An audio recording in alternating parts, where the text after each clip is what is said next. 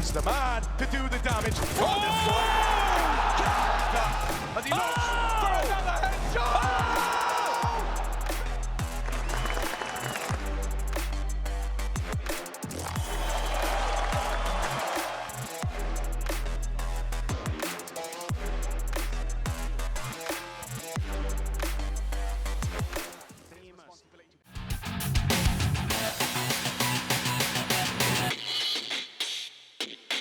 Hello, everyone. Welcome to another episode of the Richard Lewis Show. And joining me today, it's something that's long overdue. I've been on his podcast, his shows, his supplementary podcasts and shows with Doran.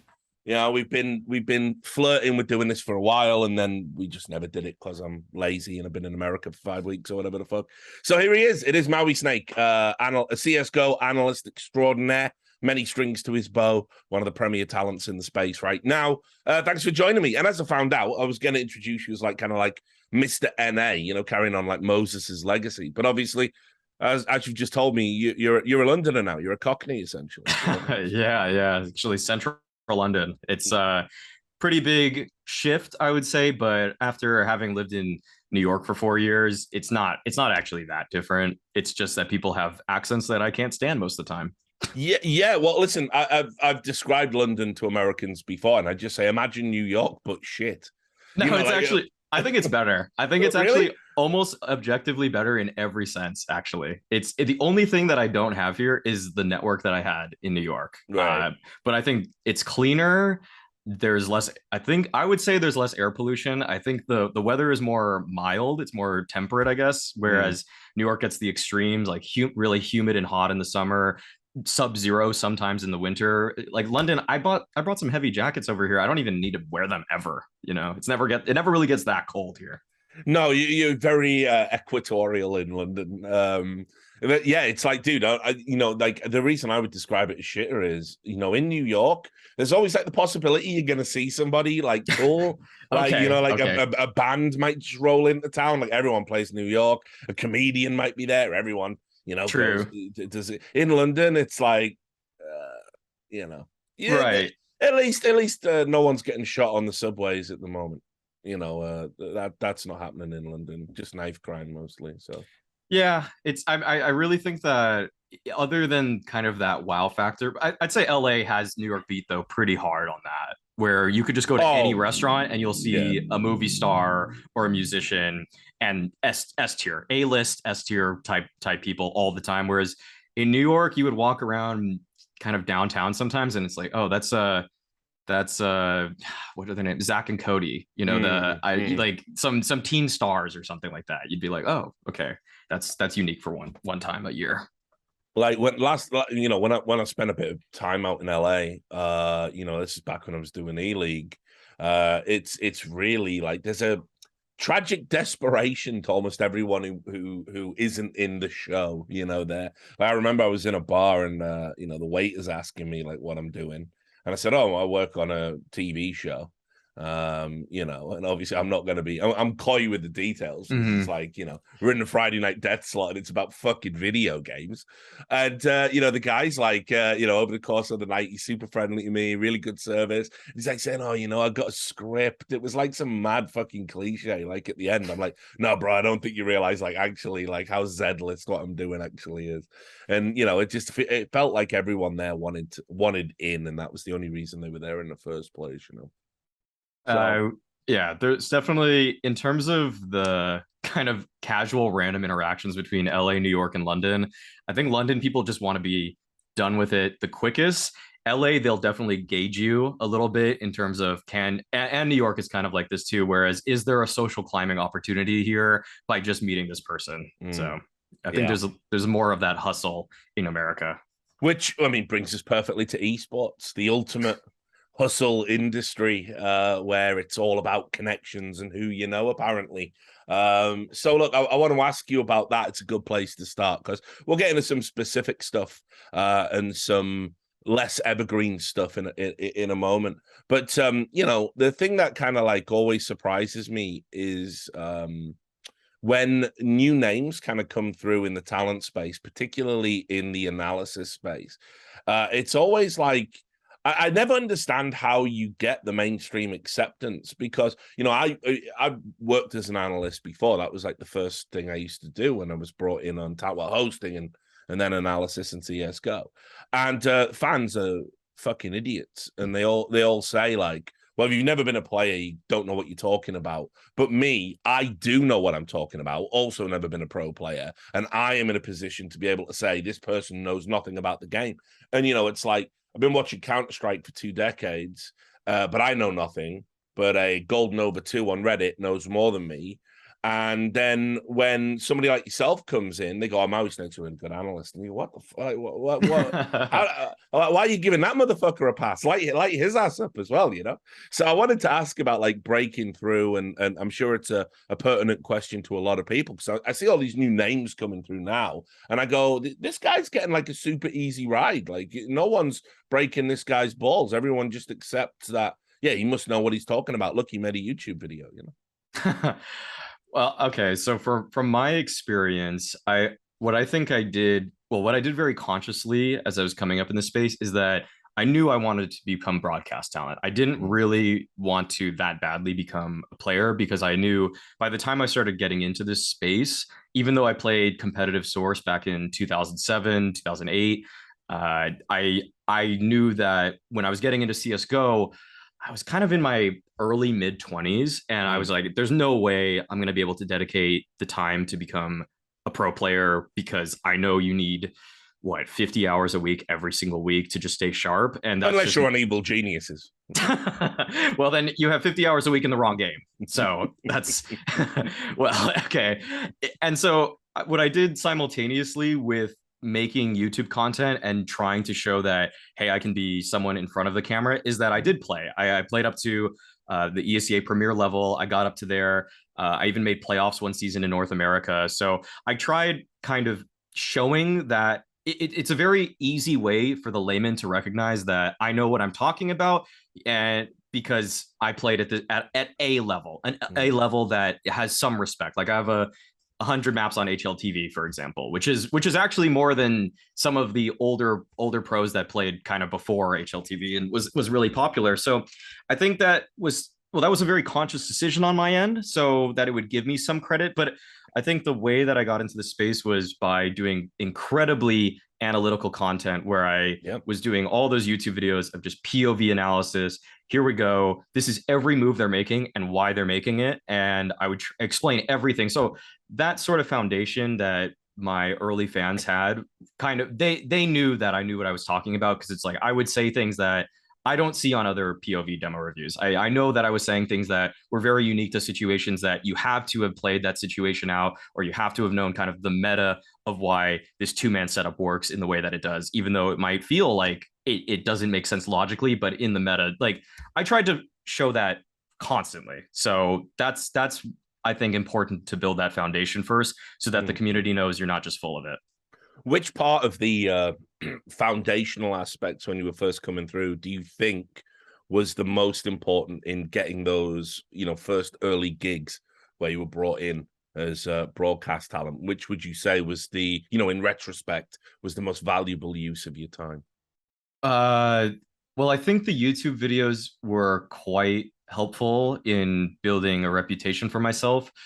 But I think one thing is that this is something that people can take, they can heed this advice or not. But what I found to be incredibly successful for me was that when I was getting into this space as an analyst, I knew I couldn't just come in with the hot takes immediately. I purposely reeled myself in to, again, kind of show you kind of have to just say the common narratives at first, I think, in order to have the community accept that, yes, this guy is saying what we are all thinking right now, and he's putting it in words that are maybe eloquent or humorous in a way, and so that we can digest it, but it's sort of just what we were thinking already.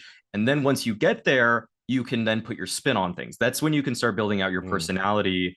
And so I've very consciously was like, God, I kind of feel this way about this team, but I'm not going to say it on the desk yet. But I think people saw that after a year in the space, I started giving a few more hot takes. I started saying things that I really was thinking about the styles or the way individuals were playing. And even though the stats may say someone like Rops was doing really well at the end of his tenure on Mouse Sports. I knew that it was just obvious he was baiting and getting 2 kills because the opponents would start running at him, you know, like, so that's when I would come out with those a little bit more. And being a little bit abrasive too early, too abrasive too early turns people off from you very quickly, and you might never recover in that sense. You want to just have some sort of trust between yourself and the audience first. Yeah, I've tried explaining this to a lot of like journalists and broadcast talent down the years.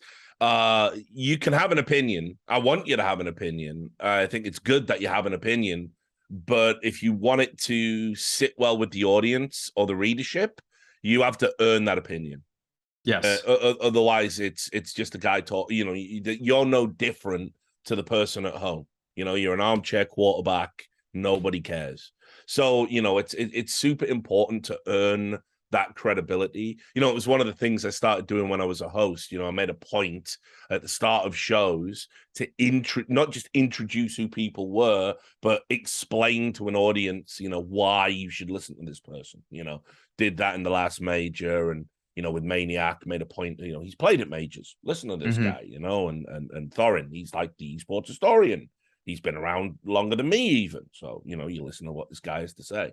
So, yeah, I think that's like a very early pitfall. Everyone's desperate to tie themselves into the fucking hot take machine. You know, let's get into the hot take machine. And it's like you say, sometimes it's a hiding to nothing. Some people do find it really off-putting, and people aren't prepared for the attention that it can bring. It's not all good, right?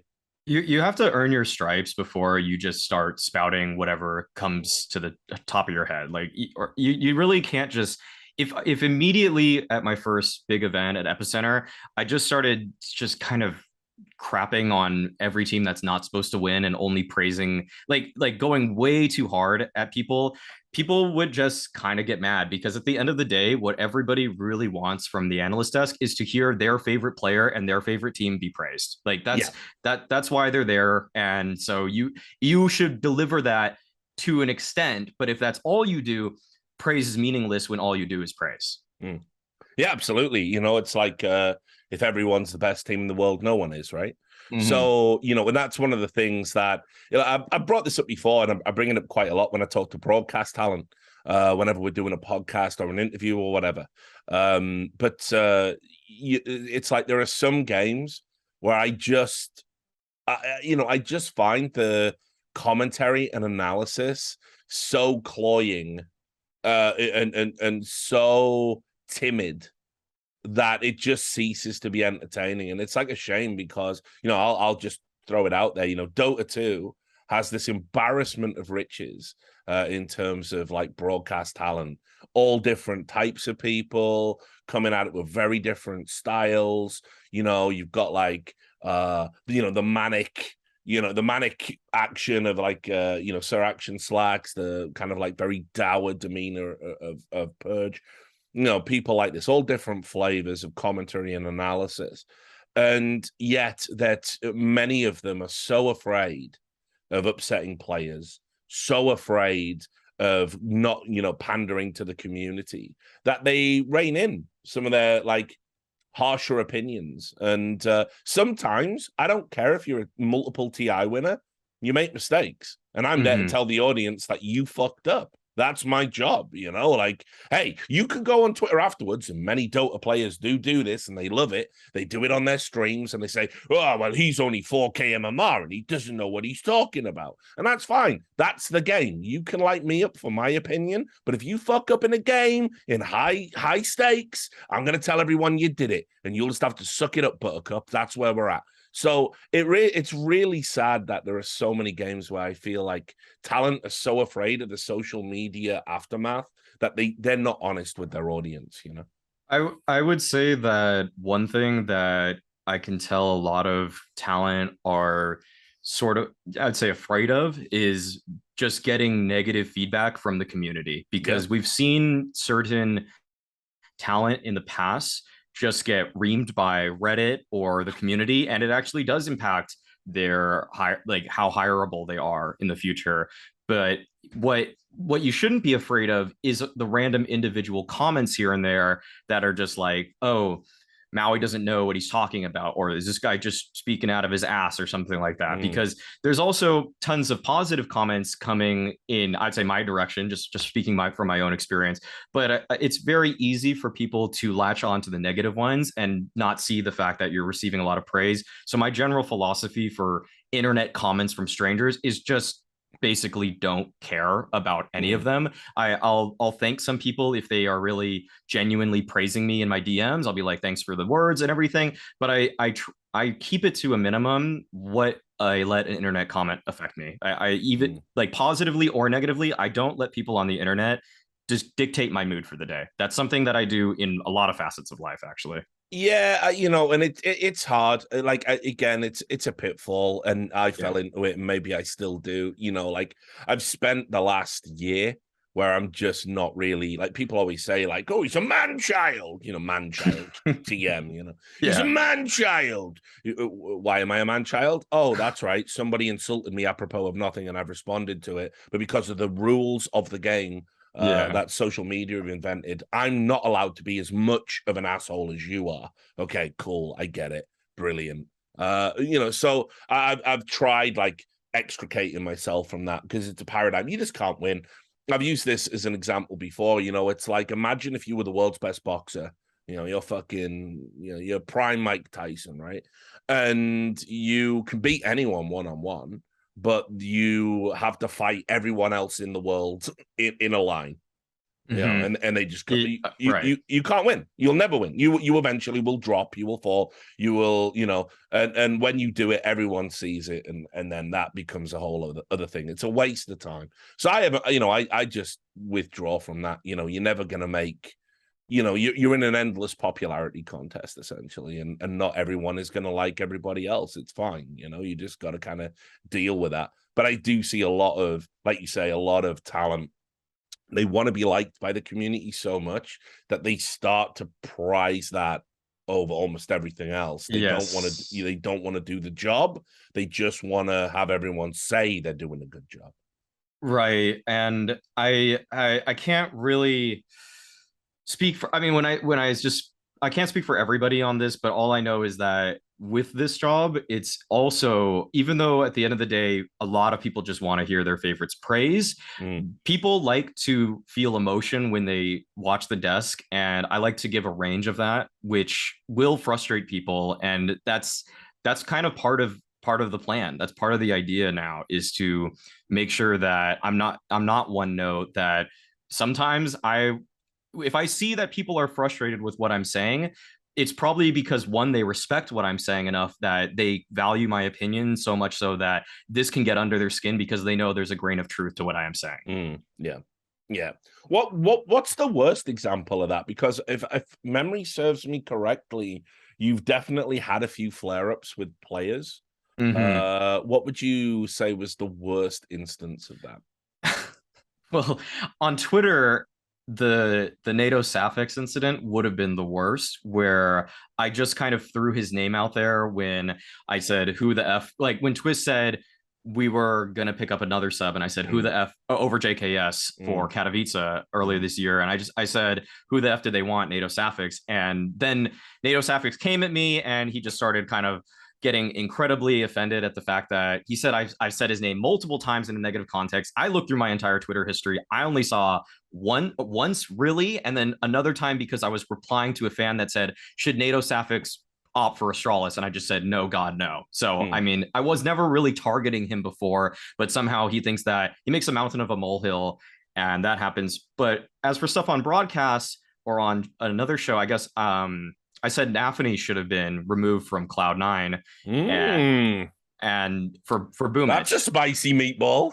Yeah, and now I've seen, and because you see two faces of this Cloud9 team. You see one where they have everything it takes to win a tournament, like they did at IEM Dallas, although the competition was a little bit weaker at that one. But they also can just bomb out in a Cologne in the worst fashion possible, where I broke it down on the desk that he bought a double op on Dust 2 T side and kept it for 3 rounds straight and got 0 kills with it and didn't have nearly the same impact that he normally has. And so I think that team was I said it way before then that I thought that he should be removed. I feel like he's a little too. He's actually, I just think still he's too volatile as an IGL in terms of his style. And Boomic is a guy that, even though I don't know if that's a 1-for-1 perfect match to this day, I do think that Boomic brings a championship caliber experience as a leader that if he works with Groove, I could absolutely see them putting together a system that would take off. I don't want to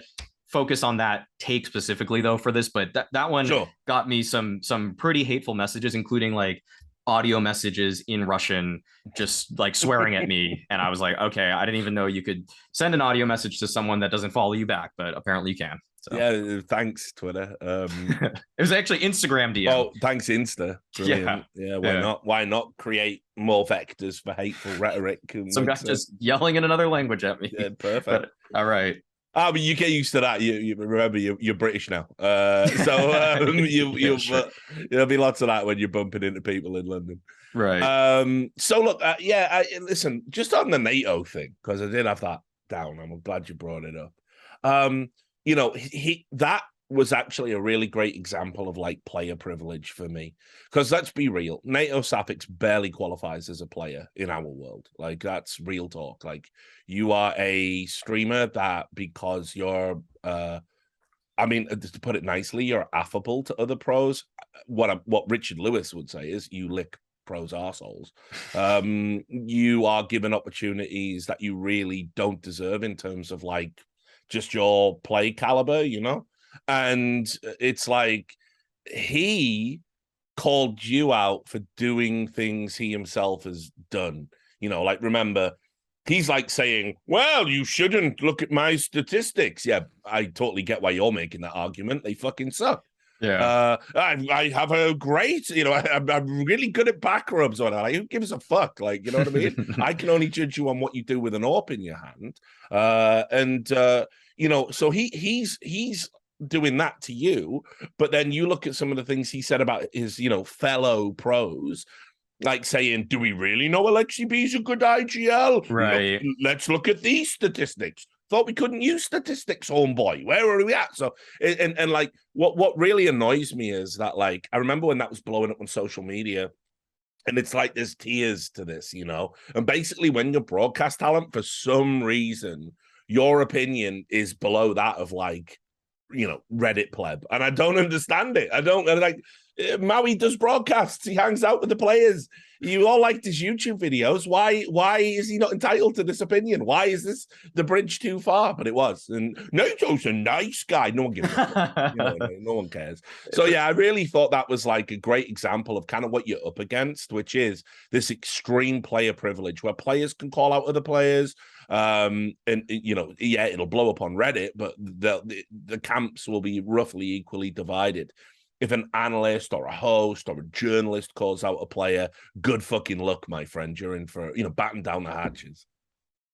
There is some truth to the saying that no publicity is bad publicity in the analyst space, unless you go too far in one direction. That it's just, if you say something that's just completely egregious and is so hot of a take, you're actually just jumping into the sun and just burning alive. You're pretty much in a good position, because it's not like you want to just keep throwing them out constantly, throw out fireballs, but you do want to just sort of stay in the conversation in some way or another. Not that I think you should just say shit to say shit, but yeah, there is kind of a point to getting that. I'll just say this: the NATO Safix attention, I probably gained 1,000 followers that week.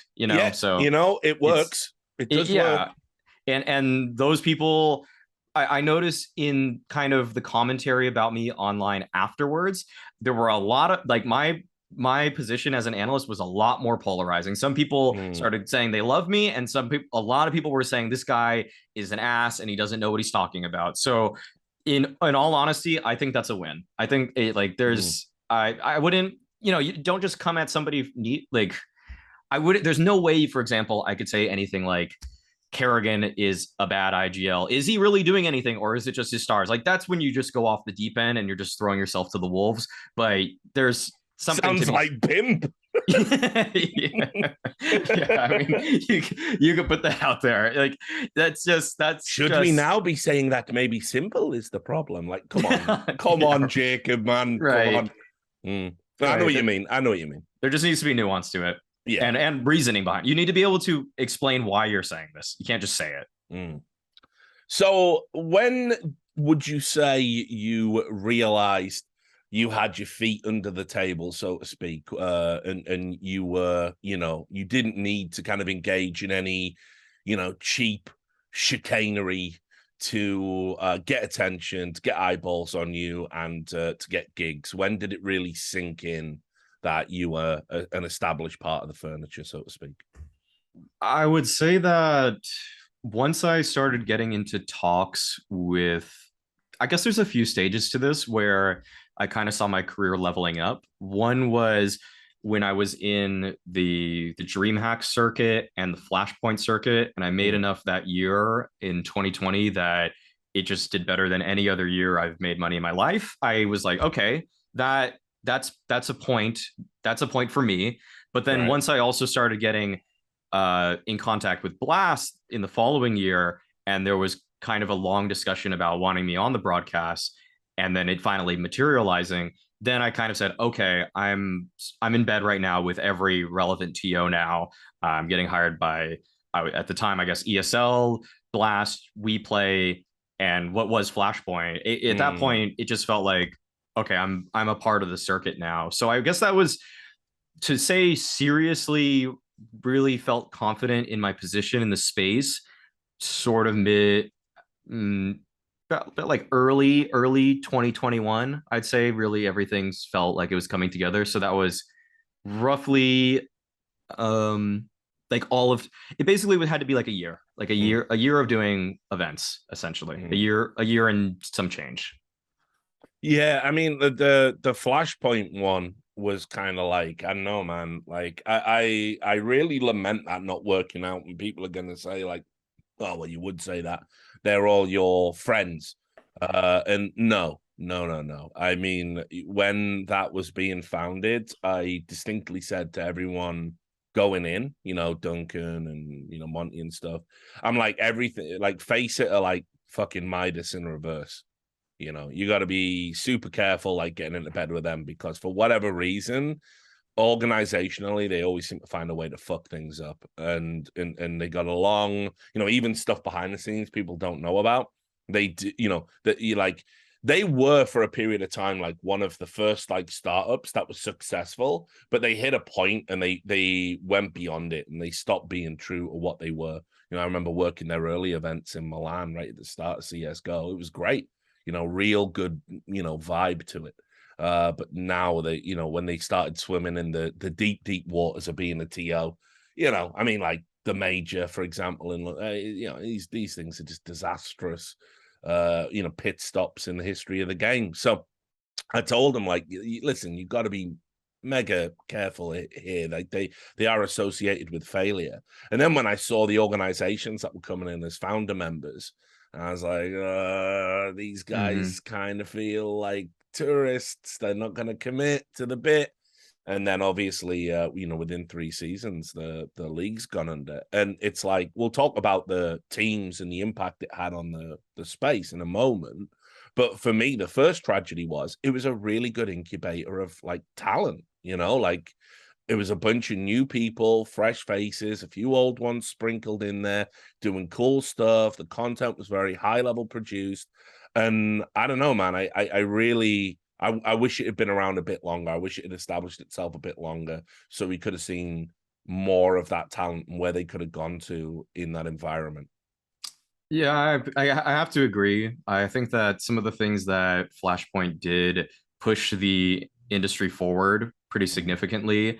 I'd say that skits are the longest lasting impact of that league, and putting those out there didn't force, but ESL immediately tried to copy it with their own sort of parody style of skits, and And even though, you could have favorites in terms of what's your favorite skit. Was it a Flashpoint skit? Was it an ESL skit? Either way, it actually moved ESL to keep doing that type of stuff. They started doing more side content. It feels now when I go to an ESL event and I do media day that what I'm doing actually matters. It feels like I'm actually going to do something that's going to be on the broadcast that will actually enhance people's viewing experience, like doing a tier list with other talent of our expectations, or doing I did a Tuscan playthrough with some of the Imperial guys, and it was like it's fun to watch these things back because you get some kind of like just cute moments between everybody on those.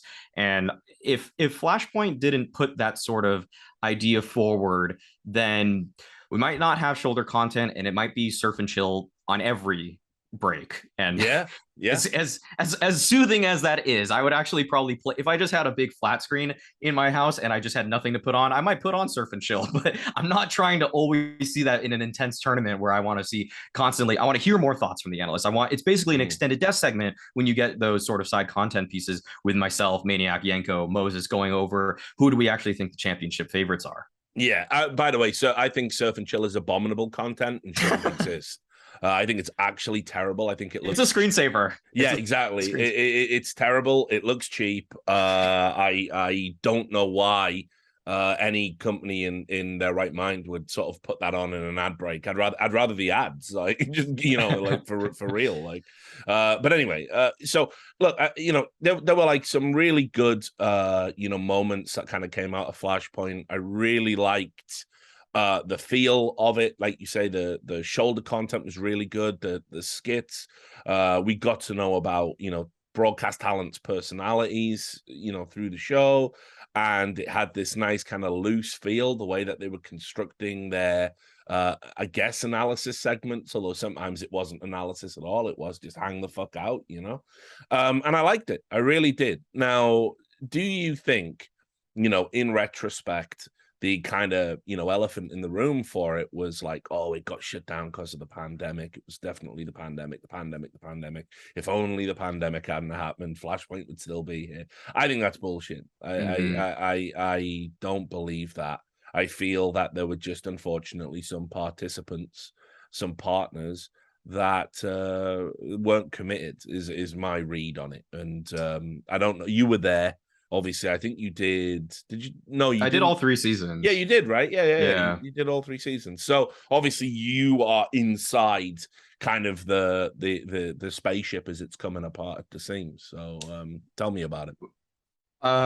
There's a few fingers you can point in multiple directions for where the flaws were for it. I would say that the biggest for me is definitely the partner teams. That is easy to say, actually, because when you have Contact, Envy, I mean, I would say I'll say some legitimate ones. Like C9 felt pretty legit. Dignitas was trying to put a project together, even though it was kind of a retirement sort of home thing. Who else was in it? I'll pull them up right now, but I'll say that some of the teams felt legit. Like they were definitely there to play. They were MIBR, actually, they were putting lineups together, so that's a legit one. And then Mad Lions actually for a while felt pretty legit too. Genji kind of on the more legit side, but really I think basically. Oh, and FPX, they didn't even get a team till season 3. So that didn't even count because that was basically when it became an RMR. So there were a few that like it was basically like you're getting 2 sides of this, where some teams were legitimately trying to put a team forward. Was the team trying to be the #1 competitive team in the world? Not always. Like some of these teams were cheaping out on some of their rosters, but I can't actually always think that every team is trying to be the #1 team in the world. Sometimes they have external objectives to what they're doing with their CSGO space. And there's absolutely nothing wrong with that. Right. But I think one thing that would have drew a lot more excitement earlier for this is if in season 2 they did invites. And so they invited Big, Fnatic, OG, and well, that's it actually. But in season 1, they didn't have invites. They just did some LAN qualifiers, And I think it was during some other sort of qualifier. So the teams that made it in were Copenhagen Flames, Chaos, Orglis, Havu. And those are just less interesting than just doing invites. If they just straight up invited a few of the teams, and I know there was some bad blood between some of the teams that pulled out and some of the teams that were like, they were potentially going to join, like Astralis were on the cusp of joining this league. If they just bit the bullet and just cut the losses and didn't have that, hold that grudge against Astralis and just said, what, fuck it, we're inviting you to this tournament anyways because we want to do this product with the best teams in the world, we could have had a proof of concept that was so much stronger than trying to build a storyline around Slowy, Zori, and Hoodie for Havu coming top 3. You know, it's just so much less compelling to talk about those teams versus Glaive potentially winning a 500K prize for coming in first here. Like, let's just be honest. Yeah, of course. And look, I think as well, one of the things that, you know, was going on as a bit of kind of like, you know, in the background was obviously some of the orgs were essentially, they didn't look at Flashpoint as anything other than a leverage point that they were going to be able to say to ESL with the Louvre agreement, hey, look, listen, maybe we don't play in your league for a season, and we go and we sign up to this league, and we're going to get a revenue share, you know, and if it really works, maybe we'll encourage some of our friends to come into this league as well. And so you need to give us a really, really, really, really, really good deal here. And I know that was going on behind the scenes. And, you know, they were sort of representing, you know, or rather misrepresenting their intentions to Flashpoint that, hey, we're serious about this. And yeah, Astralis were chief offenders. But the one good thing I can say is that, you know, when I do get out of esports, at least I'll have made everybody well aware about, you know, what Astralis are and who and how their management operates. So, but, you know, listen, I think there was just other guys in there as well that I was like a little bit disappointed by, you know, like, I mean, I have to say it kind of like in particular, you know, like Cloud9 and, you know, some of their attitudes that they had. And it felt like they didn't want to fully commit to like the Henry G project. People are going to say you're biased because he's a friend or whatever, but it just seems like he didn't really have a lot of time to get everything out. Fun plus Phoenix was just bizarre. Like, you know, what, I don't even know what the fuck they were doing. Like, they're an org with money. I mean, yeah, you know. I still don't really know if they know what it felt like that was the most disconnected any org was from anything that was going on, where they had a team that decided to make the investment to become a partner team for Flashpoint. Yeah. And then they never even put a team down. That just, to me, read like Chinese money where someone probably hired their son for something and said, Dad, let's get into Counter-Strike because my friends have a lot of skins. And then he probably just boasted about getting into the league before he realized, oh wait, we don't have a roster. That I don't know. FPX is just one of those mysteries to me where there's a lot to unpack and I don't have all the details because I mean, random. That's a rabbit hole I'll have to go down at some point because like FunPlus are a legit company, you know. I mean, they're fucking huge. And they're not just Chinese. I think they got headquarters in like Switzerland or something. Yeah, they have some sort of backing in both China and Europe. Yeah, so like they're like a crazy legit company, and obviously they've been associated with League of Legends for a while. And so it's like, you know, when they came in, I was like, oh, okay. And you know, this was at a time when we all thought maybe CSGO would pop off in China, you know, and not just be a conduit for match fixing. Right. Yeah. The Hop Masters were legit. That was a legit tournament. Yeah, for real. Yeah, brilliant. I love legit tournaments. But yeah, so I know, man. I think, and it's really one of the things that kind of blew my mind, and I'll have to ask you about it because I don't know if you know this, but Monty and Thorin are kind of divisive figures themselves, right? Which is shocking, I know, right? People seem to relish in the failure, I guess, is just the way to frame it, of the league. Like, people seem to be really into it. People seem to be really into the idea, oh hey, yeah, this league is failing, this is really good, they deserve it. Look at this quote from season 1. Look what Thorin said, where he said, if it doesn't challenge with ESL, I'll leave. By the way, he left. I don't know how you can sort of hold that up as like a quote for mockery, but you know, people were relishing in its failure then. And you think about where we're at now, wouldn't a flashpoint be really good for the scene? Like if it existed, you know, wouldn't it? Maybe it could have just been the NA league that saved NA, right? And you know, I kind of feel I see comments all the time on Reddit now where it's going, if only there was another league for North American teams, if only ESL hadn't kicked out all the North American teams. I'm like, you had it, you dumb motherfuckers, and you did nothing but criticize it because you don't like a guy's tweets. Yeah. There's a really bad cognitive dissonance with people and how they approach this whole league, where everybody knows that a monopoly is not a good idea for this space, and one of the best parts of the Counter-Strike space is just how freely the circuit is run.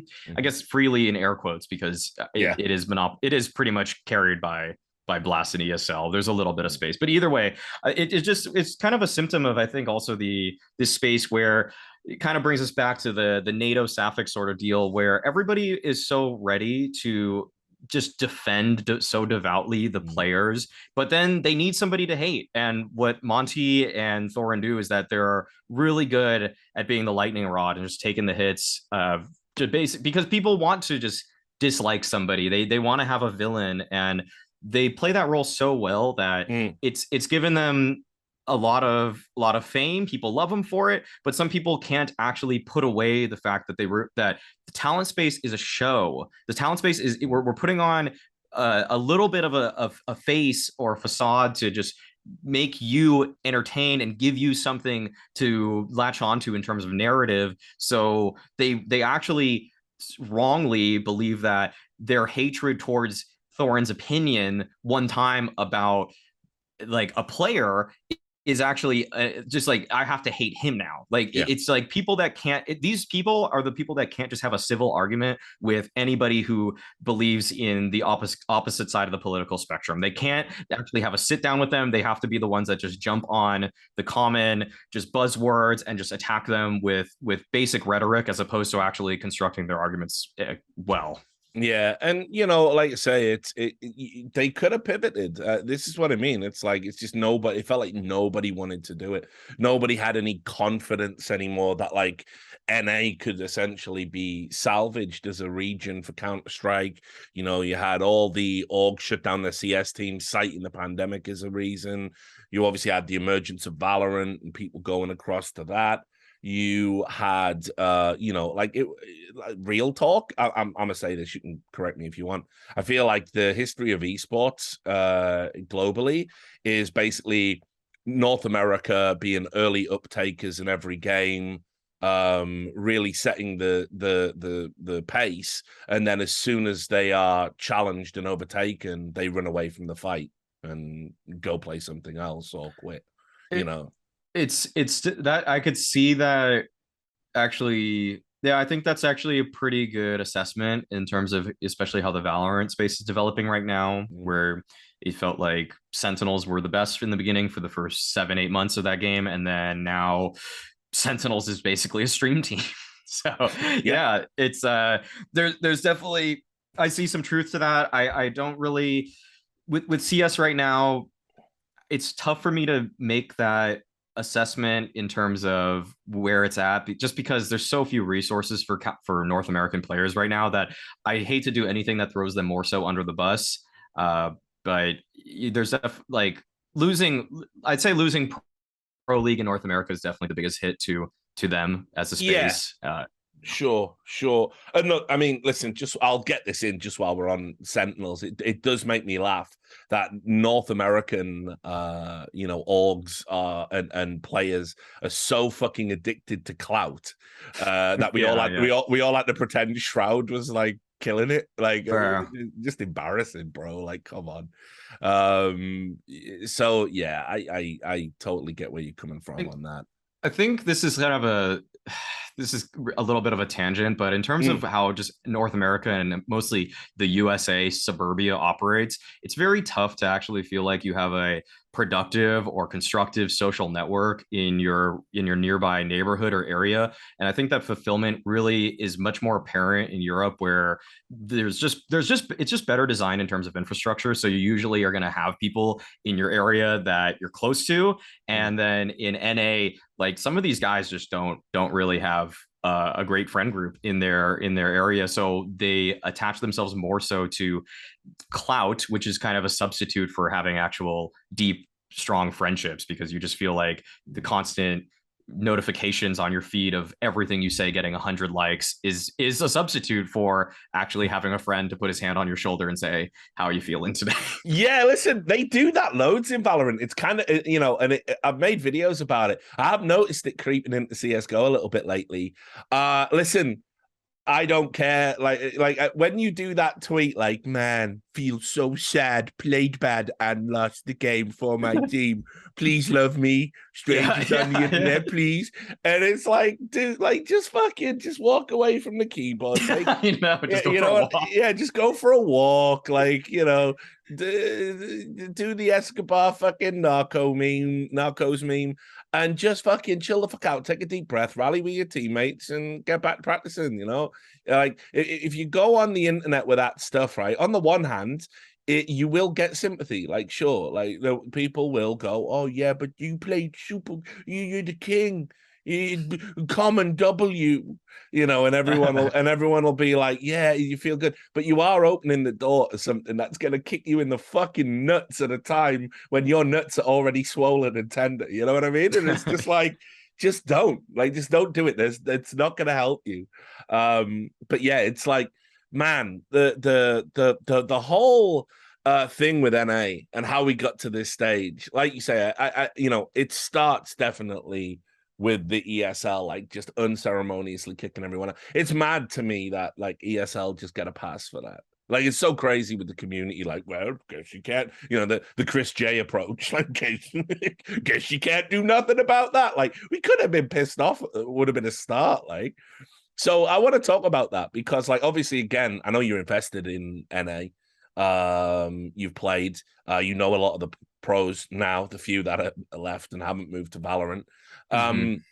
Let's talk about that. ESL essentially kicking out the few like incubator NA teams, the tier 2 NA teams, when they created the Louvre agreement. You were around at that time. You knew some of the players. You were pally with them. Talk me through the seismic impact of that. Well, I'd say the first thing that comes to mind when when that league was taken apart was that a few of the orgs pulled out, and so a lot of people's salaries went away. And that's why I can't necessarily blame people for jumping on any other sort of opportunity. Not that it happened. I don't think it happened right when Valorant it came out or anything like that, but it was, people were trying pretty hard to get back into whatever top tier league they can. I think at the time I was playing in Premier / coaching it. It was one or the other. And I started to work with a couple of the, ex actually CLG guys. Like, I was working with Drone, I was working with Semphis, Cutler, Davey, and you just kind of could see that this was sort of a holding state for them, where even though they were playing Premier and they were giving it a good go, I don't feel like we felt the intensity of what it was like if there was something to aspire for, such as Pro League, where that if we make it there, we're all gonna be cheesing, we're all gonna be feeling pretty good about ourselves with whatever salary that we were gonna get there. It was just kind of like what are we fighting for at the end of the day? And if it's just a trip to the global challenge, that just feels so much less significant than actually qualifying for a league that can do so much more good for all of us. So that, I guess I could feel it kind of internally. I don't know if that was the pulse of the entire space, but it was the pulse of everybody that was around me at the time. Yeah, I mean, so it starts there, and like honestly, like I'll definitely add that I think, to play a little bit of devil's advocate, I think there were a number of American players that acted way more like aggrieved than, like, oh, this has just killed NA. And it's like, bro, NA will kill itself, like, essentially on a long enough timeline. That's how it always works in almost every esport. You don't stick to rosters. You don't value the games. You hear about match fixing. You say nothing about it, and then 6 months down the road, play on a team with the players match fixed against you. Right. It's like let's not pretend that the average NA player has any fucking reverence for the sport. Once you get out of the top ones, once you move out of tier 1. It's a fucking sewer, and the ESL move, yes, it sort of set off a domino effect, but it all starts with the players, essentially, in my opinion. And so, I think there were a number of issues that really needed to be addressed, and there just wasn't a means to address them. It's like we needed ESL to essentially legitimize the NA space, but ESEA was already a fucking train wreck, where the league just meant nothing, essentially. So very hard to kind of, like, I sympathize, and what ESL did, it was wrong, but equally as well, I wish that players sort of like cared more, I guess. It just feels that there's not that sense of, once you get out of tier 1, there's not really a sense of pride in your work, essentially. Well, I think if some of the tournaments and I guess initiatives were in place that are around today were around right when ESL Pro League folded, such as the Cash Cup, such as Fragadelphia being a $100,000 tournament now. Yeah. If there was that sort of landscape and that ecosystem existed, it would not have been that bad, because I sort of have I think I just empathize more than you do here, where I just see, I kind of was talking to people about just where they were. And I talked to Daps kind of recently about this too, just that he kind of felt similar when he was playing in Premier most recently with Kusta and a couple up and coming players, where it was just kind of, what is this space now that there's nothing exactly to aspire to. So it's really, you could just see how the Valorant, being the cash cow that it is in terms of the salaries that people were getting, just have no blame for any of the people that decided to jump to what I think most of them knew deep down is a worse game at the time, but just knowing that they could, again, like, secure the bag. Like, I don't think it's like, but that almost has a negative connotation when you say secure the bag. But like, these people gotta live. They gotta pay their bills. Like, I can't really.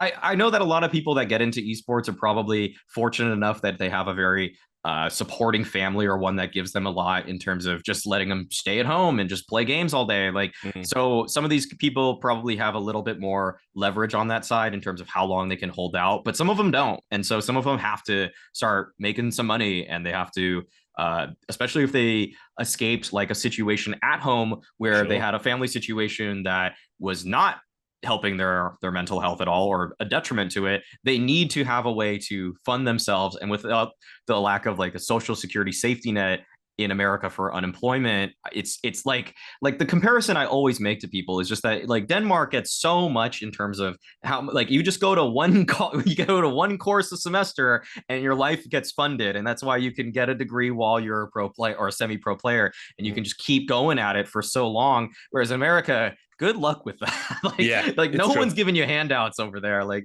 it's really just such a huge difference. And people might say it's the lack of commitment to Counter-Strike, or like they don't really have their heart in the right place for the game. It's like, yo, these people need to make money really quickly, because they're going to be out on the streets or going back to an abusive home environment if they aren't. Yeah, and look, so I agree with all of that. I mean, like, the American lifestyle is expensive. The benefits package collectively for an American is way below what you should be getting for a country as technologically advanced and wealthy as it is. Americans get a pretty raw deal commensurate to the amount of money they generate for their government. But that said, it should embarrass American competitors that, there's always been a region that has far fewer resources to work with, Right. come along and somehow they make teams that challenge for tournaments while America remains perennial underachievers. I mean, real talk, outside of the Boston Major at the end of 2018, the emergence of Team Liquid in 2019 and the rivalry with Evil Geniuses, America have been like fucking mean in CSGO. You can't really count complexity semifinals in 2013, Yeah. It's like, meanwhile, Brazil on the map and Right. created one of the greatest teams of all time. CIS region, European teams. I mean, hell, look at right. If you've ever been to Spain, homie, like it blows my mind that they like the internet there is fucking cheeks. And yeah, look at Movistar Riders, most improved team in World Counter-Strike right now, producing players like Sun Pius. It's like there's always a team that can get their shit together. Meanwhile, in NA, you go and say, oh, look, fucking this popular player from a top team is streaming today. And he's like, yeah, 50 subs in a leak of roster movie. I was like, oh my God, like, get me the fuck out. I'll say that the I guess the way that people learn in North America it is flawed in that a lot of people are too results oriented with how their play.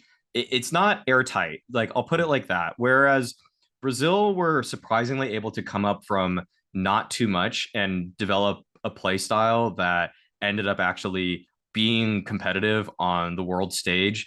A lot of tier 2 North America is a little bit more ego driven in terms of the play style. There's a little bit more in terms of, not perfectly peaking. And whereas teams in NA previously probably aspired to be more of the flashy, explosive style, I don't think there was as much of the meticulous style. Like, it would have been really great, for example, if during the 2018 Astralis era, every North American team didn't just take the strats from them, but took the philosophy of how they played and tried to aspire for that. Where it does seem like, I wouldn't say Brazil is doing that necessarily, but you could see that the closer you are, I guess, to Europe, for most of those regions, for most of those teams, they have ways of developing a style that just makes a little bit more sense when you theorize over it. Whereas in North America, I mean, I've heard some of the best players say things like, I just missed the shot. Like, which is kind of the worst excuse ever, because you can always cater a situation to be more favorable to you. Yeah, there's a lot of rationalization. That's the word, I guess. There's always like a rationalization for why it's okay. Like, I mean, like, look, I've hit him up a few times in videos, and it's sad to see our relationship kind of deteriorate, because I've always advocated for him and championed him right from when he was on Splice. But I don't think you're ever going to see a better example than Stewie 2K. I think it's sad that for me now, that's the go-to player to point at and say, this is how you piss a career away.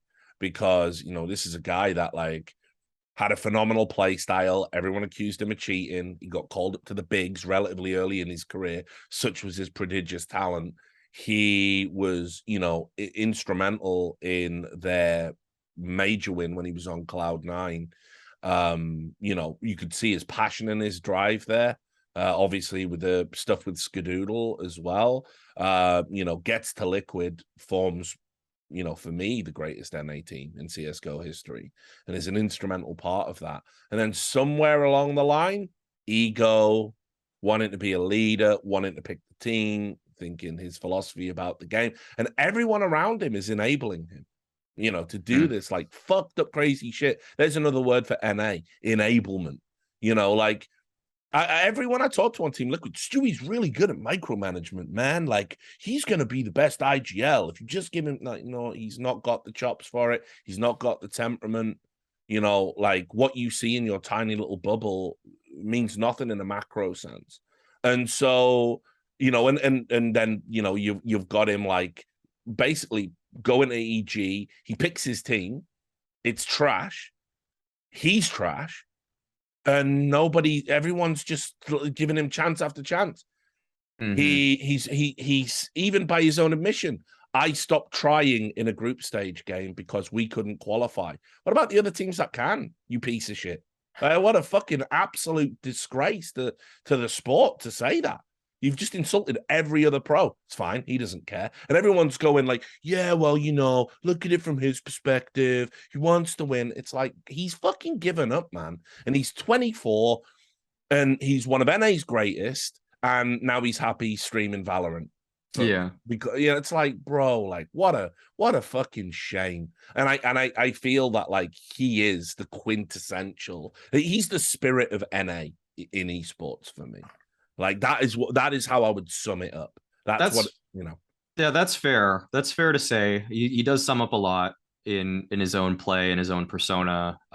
Where I think that NA might have a problem in terms of what people aspire to be is that there's a little too much idol culture here, where people just idealize the story of someone like Kobe Bryant, who just shit talked everybody that he was around, and it's like to a toxic degree, and kind of in a way, if people are more on the artsy side, like toxic chef culture too, right, like sure. just yelling at people, like as opposed to being collaborative. And they're all British, of course. yeah, that's true.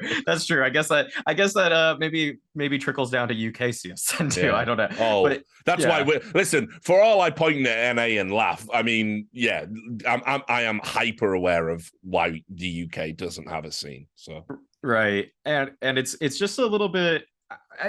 This is a little bit of, this is extrapolating. This is a stretch, but it's for people to look at people like, I'll just go back to the Kobe Bryant one. If that's who you're idealizing, you're gonna think it's all you, it's all about the individual, that you're gonna get the fame and glory if you're able to just rise above and be, and like even almost to the detriment of your team sometimes, just be this hero that wills wins into existence. Whereas, just being honest, like real sports, you can kind of actually do that in a way that in Counter-Strike, it's actually tougher, because mechanically there's sort of a limit in CS where you can have god tier aim, you can have god tier reactions, but like we saw Simple take so long to win a major, even though he was the best for so long. So that kind of just can't be the mentality going into it. If anything, the people that should be idealized should be more of like the coaches, like the Popovich type people, or who's it? The Niners coach that wrote that helped them win, them have their dynasty. Like those kind of books I find way more enlightening. Like when, because the guy from the Niners wrote one, like those sort of things I find so much more replicable and something that you can take forward with you in terms of your team philosophy, as opposed to just working the hardest every day. Because working the hardest as an individual every day raises your mechanical level to a point where in Counter-Strike, the difference between a lot of pros is not that great in terms of aim. And I think we frequently gravitate towards that because it's flashy, because it is one of those things we can always just visualize. And it kind of is like the lowest common denominator person that's watching Counter-Strike will see good aim, good kill, but it's not, they don't notice what actually sets up Astralis for a victory. And I don't think that, again, like this is a little bit of extrapolating, because I don't think that Stewie was like, it's all me, it's all no team. But I did see him throw himself into really shitty situations and die over and over again in what he thought was a way to get information for the team. And then he's going to sit back and be like, I made the big brain read. This is what the setup is, and this is what we should do now. And it's like, but you cost your team a player, and you could have been more methodical about this whole situation. And if you just kind of use utility a little bit safer and smarter, you could have gained the same intel without dying. So yeah, I mean, that's like a massive bugbear for me just in general watching pros play, the way that they really overvalue information. Like, to know, to die just so you know where you got killed from. Like, it pisses me off immensely. I'd be doing my nut if I was a coach half the time. And the thing is as well, you can't convince the players that they're wrong when they do that. Right. It's like the level of delusion. It's like if you make a bad play and it works, or like if you make a bad play and your team pull you out the fire and you win the round, it's like, well, my info enabled that. It's like, nah, you could have just stayed still, bro. Like it would have been literally, if you took your hand, you would have made a better play if you took your hands off the keyboard and mouse, so. For sure. But yeah, so look, we'll move on from NA in a way. We'll talk a little bit about the specifics, because we're sort of essentially down to two teams, and they're very contrasting in what they're doing. Obviously, Team Liquid, I really like what they've done in terms of their philosophy. They strike me as a team that still wants to win and wants to improve. Obviously picked up OC, so they embody the philosophy of like trying the new from NA and trying to develop some talent, and that's definitely paid dividends. I think everybody can agree. I always felt it, but OC is a tier 1 AWPer and definitely adds something to Liquid. And also as well, they've switched up their coach. They brought in Daps. I think that's a really good move. I always respected his mind for the game. And obviously brought in Yekindar as well. They're saying temporarily. We all know why. It is essentially a permanent move. And they look to be like a really good competitive team. How do you rate their moves in the recent Rostermania window? And what do you think they can do moving forward?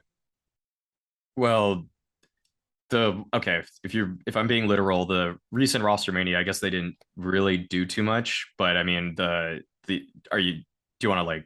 I mean, yeah, we can include OC in it as well, because obviously I know he's been there a while now. In terms of where Liquid are headed, it is absolutely the right direction. They're recognizing.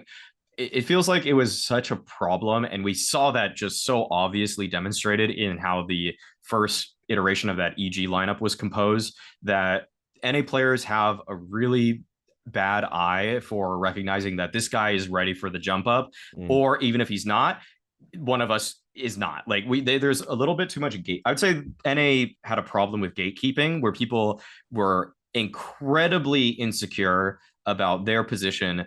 And so to keep themselves, they basically kept themselves on a pedestal by kicking everybody else down that was getting close to it. So that was the case in EG. And now that they're bringing in OC, they are showing that there is an AWPer out there. We don't have to recycle somebody that, like, I don't even know. Like, I just don't even force me to pick who else they would have got as an AWPer at that point, because if they just made Nitro do it, it's just, you're so capped in terms of your ceiling as a team. So I'm glad that it's OC, because the rumors the murmurs around OC for a very long time is kind of just, he's a really solid AWPer. He's he's pretty good, but he's not that good. Like, people would say, like, I don't think he's that good. I don't think he's really got it yet.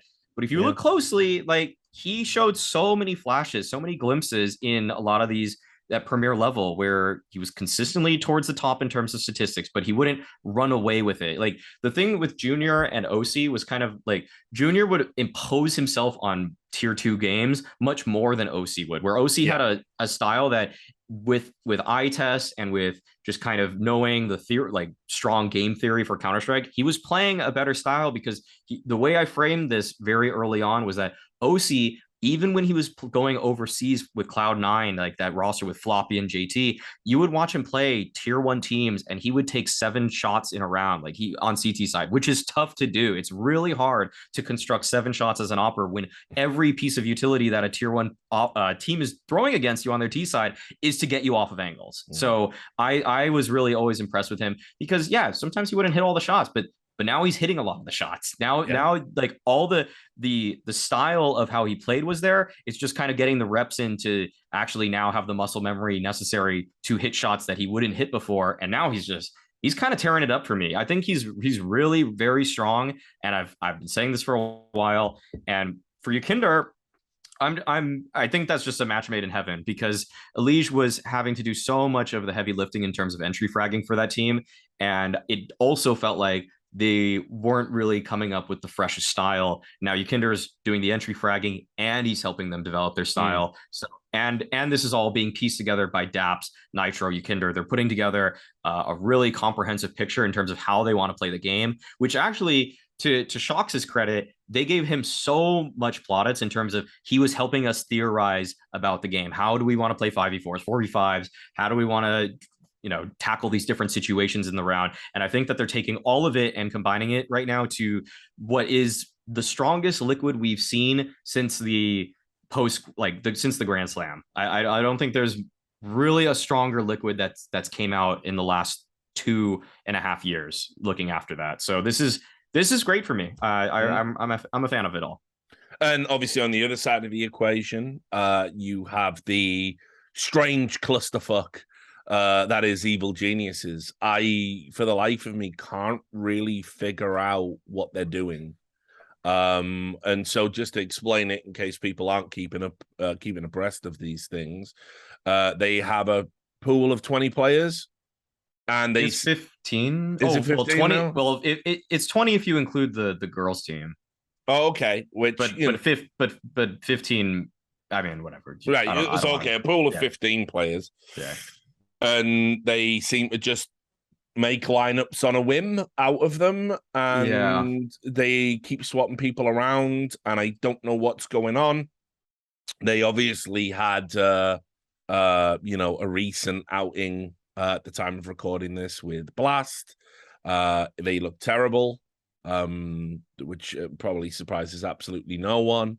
I just don't know what's going on there. They've kept Breezy and Cirque. They've brought in Hexed to be the leader. Rush comes back after being dropped.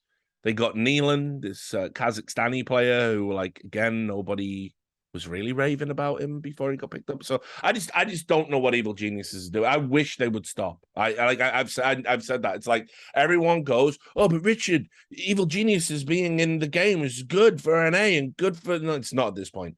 The brand is so far disconnected from what Evil Geniuses meant. The average Zoomer fan doesn't even know about it anyway, doesn't know about their history.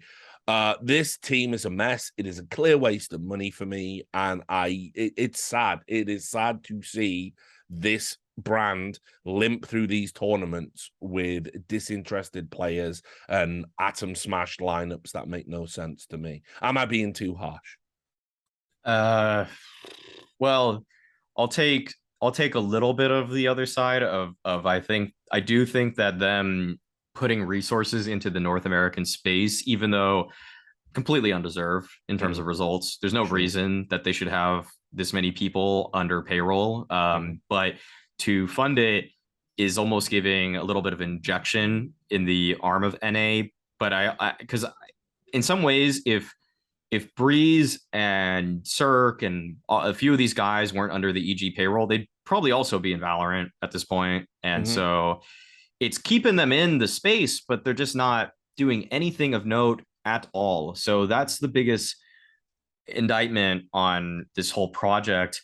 What I would actually kind of like is if they just took Party Astronauts, which was a team that looked to me like a group of grinders that were somehow getting over consistently to Europe through qualifiers, and just said, you know what, we're going to just call you EG youngsters. And then we're going to foster your talent. We're going to help you out with the resources we have. And we're going to kind of take a back seat in terms of CS being our priority. And maybe they move over one guy. Maybe they say, like, I don't know who they'd even pick. Like, automatic for somebody on that Party Astronauts team. Just a little upgrade here. We're going to do a little upgrade where we're going to show that we have some GM powers for this team. And we might, I don't know, like if they want to bring in a GM or coach or whatever they want to do, that would have been cool to me. But for this sort of project, it is sort of, I strongly agree that it's devaluing the brand. It's very much so a legacy brand that I was very excited about, especially given the fact that I went to the 2019 New York event where they won it immediately. And I was like, all right, we're talking. We got two NA teams. Too many teams at the same time. And they were in the top three. They were both in the top three at the same time. And that was an incredible feeling. Probably one of the highest highs since, like, well, in terms of like Grand Slam, C9 Major, and those are like three huge high points for a North American Counter-Strike. And so what they're doing now, it just feels like they're just fostering stuff. They're waiting, but like they're also holding on to some pieces that are past their expiration date. And I would say that it's very safe to say that if Pro League groups is abysmal, you need to look at getting rid of Cirque and Breezy. I thought that Automatic was the one player I would have kept for EG. I just felt like he didn't make a lot of mistakes. He actually consistently put up decent numbers too, in spots that are not always even supposed to do that well. But then just start mixing and matching a little bit more aggressively wherever you think. And the thing is that for a team that has so many resources, you have this data science team, you have like a huge staff. They have this office in Seattle. I don't know how you're choosing Nealon as a leader. I don't know how you haven't trim some of the fat on this project. You think like a stats team is supposed to give you results, and it's also supposed to help you make strong financial decisions. Yep. So it doesn't seem like they're doing either of that right now. So I'm curious at where that team is headed, or what the credibility is of that team at this point. It's the money ball approach without the money or the ball. It's just all burning money, actually. Yeah. But it's crazy. It's moving the money into a ball and setting it on fire. Yeah, it's I don't know, man. Maybe like there'll be egg on our collective faces, next year, or maybe there is like some payoff down the road that we can't see. There could be. There really could be. I think it comes from mixing Hext and some of the party astronaut guys and one of the legacy, like the older EG guys. I think there's a team there that is better than what they're putting forward. I really believe that, but I don't think they're doing it. I don't think it's not happening. It's not materializing. So we're talking about teams, and obviously we've spent a long time bashing NA. I'm bashing NA. I couldn't resist. Sorry, guys. But let's talk about the kind of state of flux the scene is in at the moment, in general, and get your thoughts about that as one of the premier analysts of the game, because obviously we've got FaZe as the world #1 team. I don't think I think they're #1, but I don't think they're like dominant, all-conquering #1, like it felt like Na'Vi were when they were having their run up to the major. Obviously, Simple's on a break now, might be in, might be out, might be back, might be not. No one knows what he's doing. And obviously, they lost Boomich and have brought in some Die Young. Cloud9 are trying to get back to where they are, but they're relocating. There's stuff going on. Like, it just makes me laugh that this Astralis is currently ranked #4 in the world. Like, it's like, so for me, like everything from 4 down to like 20, like anything can happen realistically. So I wanted to get your thoughts about, because I know you're a big fanboy, but try and hold back on that. Sure. Yeah. But I wanted to get your thoughts about who the movers and shakers are and where you think we're going to be at the end of the year. Or maybe by the time we get to like Rio, which team do you think is going to be the one that's in with a shout of winning the major? Maybe a dark horse pick, some surprises in there. So my dark horse for every tournament ever is just going to be Cloud9. Because I just don't know what I'm getting from them tournament to tournament. Mental fragility is the biggest opponent of that team more than anything else now. But the thing is that the mental fragility is spurred by the fact that their style is so high variance in terms of the mechanics of the players on any given day. So that I feel like now and then I just have to have a toxic relationship in my life, and I need it to be Cloud9 right now. That's because I love them when it succeeds. It is a joy to watch. It really looks so sick to see them jiggle peeking to these angles and then just instant headshotting people. And like sometimes their riflers are just faster than other teams' oppers. Like that stuff is unbelievable to me. But what I also hate is just that the way that when they get close to a bomb site, they throw one shitty flash and then they just die. They get mowed down. It's like you did everything amazingly up until the final hurdle here and you just tripped over it. So yeah, it's kind of crazy watching them play these days because it's like, again, I'm always like, when I sit down to watch them, I'm still remembering like online era, Gambit. Mm-hmm. And I've said the forbidden word, they were so methodical. Like embarrassingly, like just by the numbers, so good, textbook with everything they were doing. And it's like, I don't know if there's an aspect to playing at LAN where things naturally just get a bit looser and, you can't micromanage as much because of the environment you're in. But yeah, it's like you say, they go from the sublime to the ridiculous, like on a round-to-round basis. And it's crazy because that roster for me should definitely be challenging for the top spot this year. Their prep is actually incredible because when they are online, you can tell, and actually, I mean, I've talked to them too about this, that their rotations are as good as it gets. They are at bomb sites with 3 people faster than anybody should be, because they read one piece of utility, they read one footstep, and then they make the perfect call.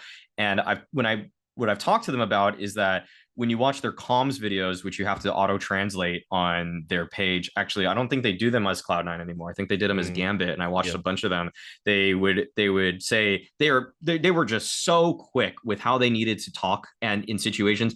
And also, Groove was talking in a lot of these clips, so he was helping put together these rotations and making like these dominant CT sides that they were having, where they would give up 2-3 rounds on a defensive half, was because they were just instantly aware of what the opposing team was doing off of a sliver of information. And frankly, when you're on LAN, you miss information, you miss sound, because when you're in an arena, you like that crowd is roaring and you miss that footstep.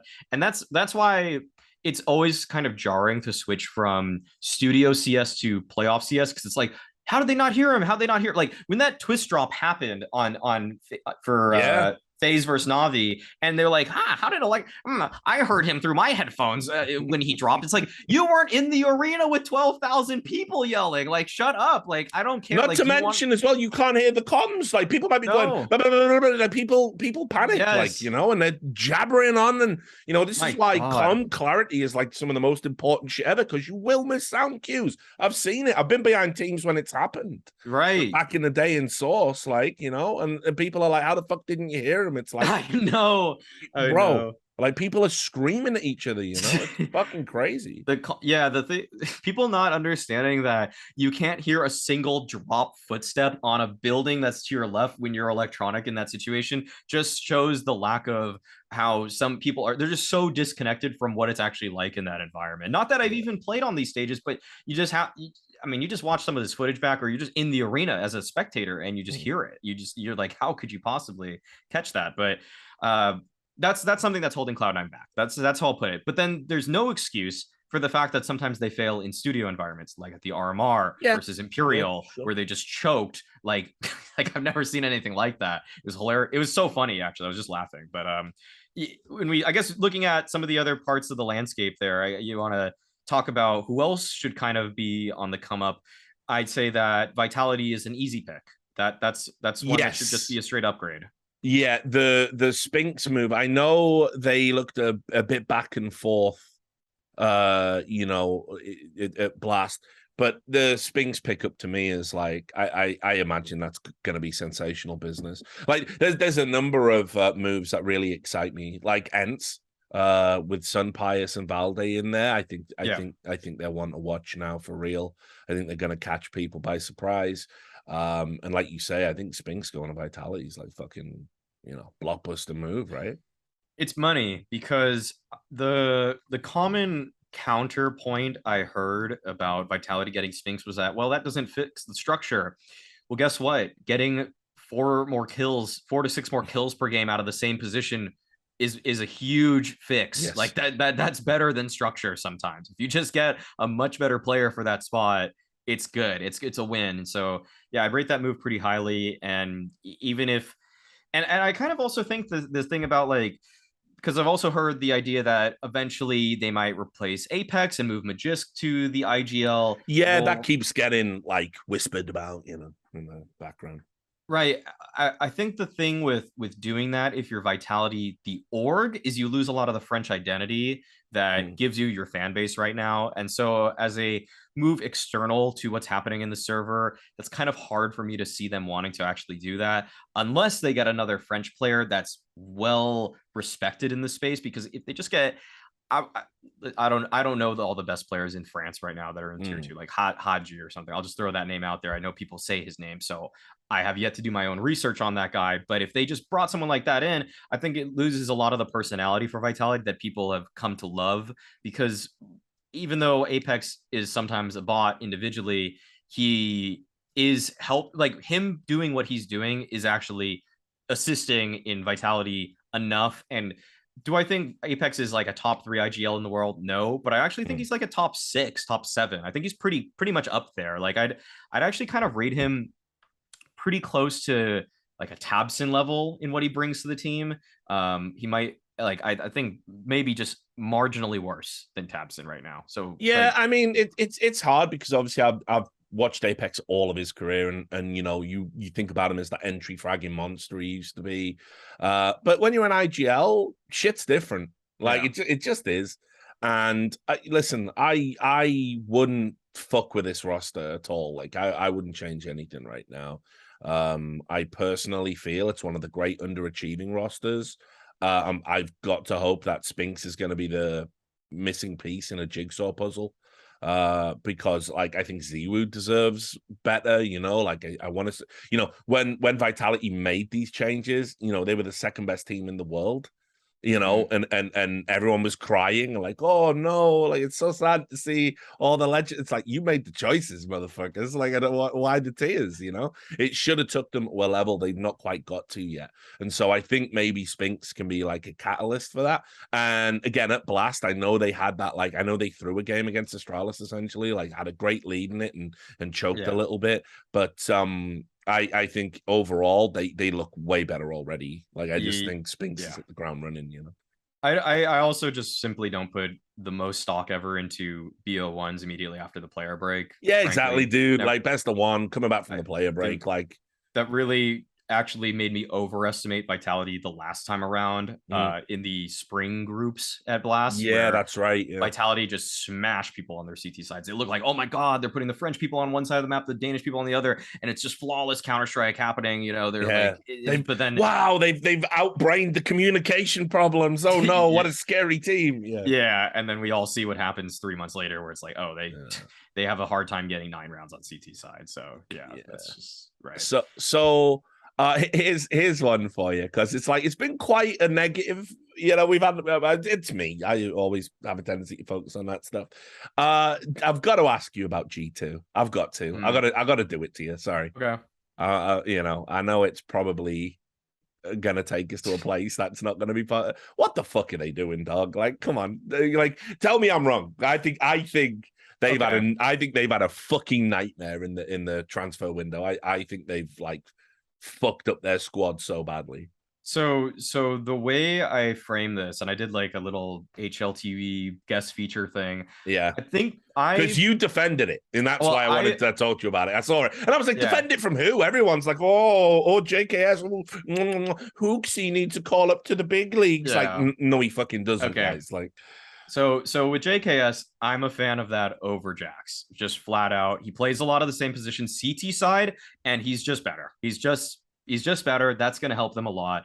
And in terms of some of the lurking spots, now that especially X has said that we just kind of put Hunter there because they just needed somebody there, I gained even more faith in JKS. The JKS move, I'll just say JKS move is, to me, B+, A- level. But Hooksy is one where, in a vacuum, in terms of structure, when I look at a T side of Copenhagen Flames before, I would have wanted G2 to play like that.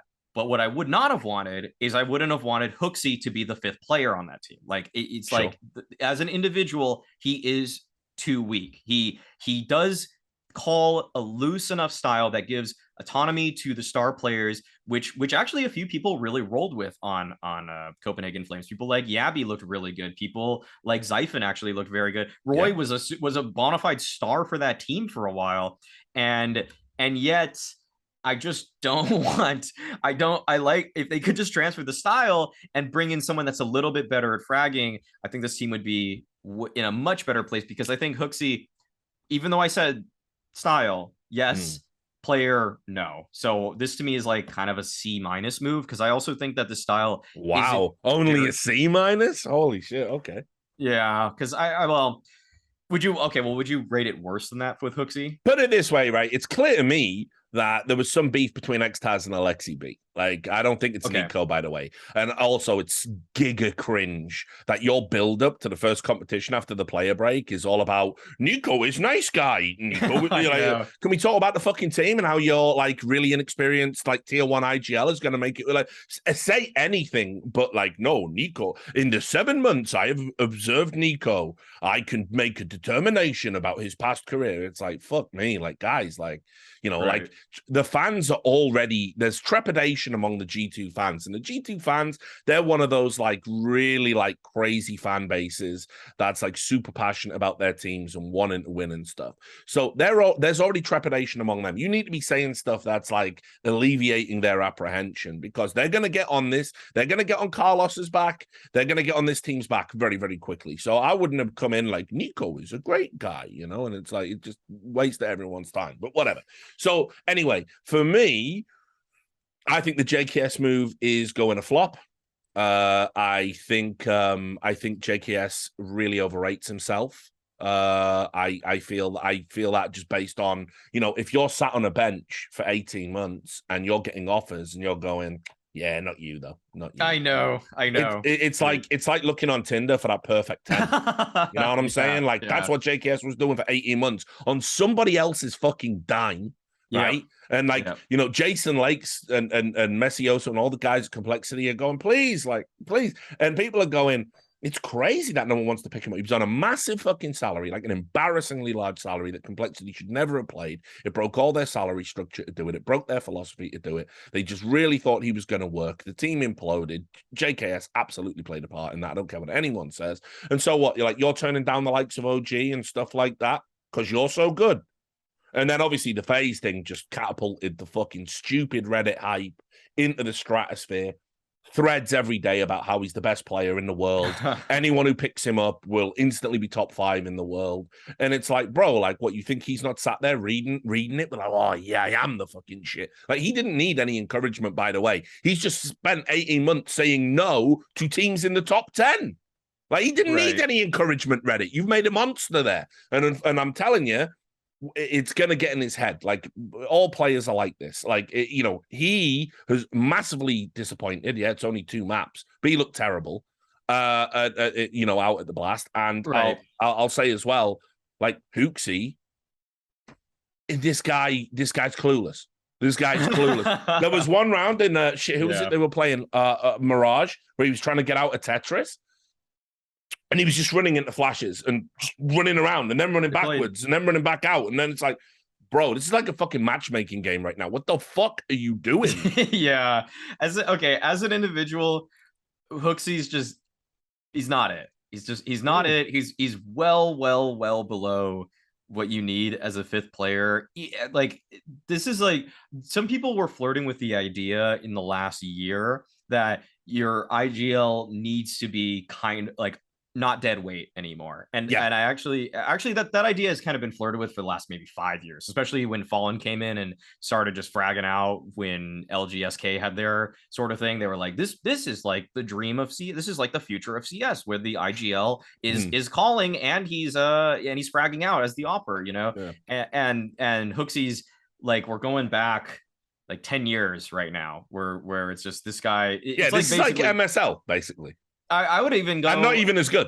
No. Yeah, I was gonna say I think MSL's better. I think MSL was individually. I think MSL would have honestly been a better pickup. I made this point in my Roster Mania video. I'm like, listen, like, if you want a guy who's like, you know, 27, not gonna get you stats, but is a really big brain, like, MSL's actually got better stats against top 10 teams in the world than Hooksy does. The only thing about MSL, so I more realistically, where I would have looked for in this move for G2 would have, like, I was kind of flirting with Alex versus Hooksy, and I thought tactically, like, I did think, and I tweeted this, like, tactically speaking, I think Hooksy calls the better style. Alex, though, is such a better fragger but it's just like, can he kind of play the spots that they are going to inevitably put him in? Because Alex would like to do some of the more aggressive rotator spots. Like, he was the kind of the outside rifler on Nuke, for example, CT side. He needs to do these spots that are in the action, as opposed to just being this really kind of bitch roll spot on the CT spot side, which clearly didn't work out for Alexi. Like, he was having a lot of trouble with those kind of things. And even sometimes the game plans for teams would target Alexi B on the bomb sites that he played. And that's something where it's not like putting Hooksy there is better just because he played the spots before, because he still doesn't frag. Like, it's knowing the spot gets you insofar as that he doesn't complain about getting put there, but the output at the end of the day is actually probably worse than what Alexi did. Well, yeah, and that's what I mean. I think Alexei, it was a personality or a philosophy clash. I don't think he was doing anything particularly bad. I mean, listen, you could see G2 had setups and tactics, and you could see what they were doing on a round-to-round basis. I know it's like 2 maps you're judging them on, but this looked really chaotic and disjointed, and I'm sure, look, I'm obviously willing to give it time, but when you're a G2 player, time is something you don't really have. Like you just don't. It is a lot of pressure. There is a lot of, like, again, the whispers of like the ghost of Nico's career is just like in the background, like a single tear rolling down its cheek because he never gets a major, and then Guardian's Force Ghost is next to him, like with a hand on his shoulder. It could get real tragic and real dark real fast. So, I think for me, like, I think G2 like really, it almost felt like panic to like make these moves. Like, like if you're gonna get a checkbook out, which G2 always can, like there were just so many good options. It was just there was just like, again, like look what Ents have done. Right. Like, compare the pickups, and it's like Valde was out there, like he's a G2 caliber player, like. So yeah, it's very, very strange, I think. And I mean, don't get me wrong, it makes it all super interesting because it's gonna get dark, I think. Yeah. In terms of spending for the CSGO space, in terms of kind of my feelings on it, I don't know every single person's salary. I would assume that FaZe, Navi, Vitality, and G2 are just the top 4 teams. And I would assume, and the thing is that of the showings that these teams put forward just in the fall groups that we just spotted, G2 by far the worst bang for your buck. Yeah, I think that's fair. I think that's a nice assessment. So look, we're at time. I've kept you long enough when you can go out and enjoy the sights and sounds and smells of London. That would be it would be evil of me to keep you indoors for so long. So the last question I always ask everyone that comes on the show is, where are we going to see you next? What have you got going on? What have you got going on? Well, I mean, I guess you could always find me on any of my social media stuff. That's the obvious answer. But I mean, I've already got a couple events lined up. I'm going to have a really busy next 2 months. Pretty much just going to be on every broadcast, honestly. So all right, you've got the James Banks thing going on where it's just I can't even watch another game. Like, he's in Arlington on the fucking Dota major. Like, what's that? What? Yeah. Everything you can possibly watch, I'm probably going to be on the desk for it after the blast groups that are obviously happening right now that I'm not at. So.